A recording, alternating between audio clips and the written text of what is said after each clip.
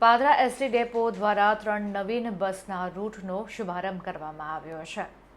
ધારાસભ્યના હસ્તે લીલી ઝંડી આપીને પ્રસ્થાન કરાવવામાં આવી. પાદરા એસટી ડેપો દ્વારા તાલુકાના નાગરિકો તેમજ ગુજરાતના સુપ્રસિદ્ધ યાત્રા સ્થળોને આવરી લેતા રૂટ પરની 3 નવીન રૂટોની બસ સેવાનો શુભારંભ કરવામાં આવ્યો હતો. પાદરાના ધારાસભ્ય ચૈતન્યસિંહ ઝાલા તથા એસટી ડેપોના અધિકારીઓ, અગ્રણીઓ તેમજ પાદરા નગર ભાજપ સંગઠનના અગ્રણીઓ ઉપસ્થિત રહ્યા હતા.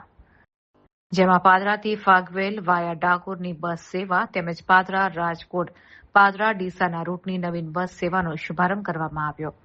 વિધિવત રીતે પૂજા અર્ચના કરીને ગુજરાતના 3 વિવિધ રૂટોની બસ સેવાનો શુભારંભ કરવામાં આવ્યો હતો.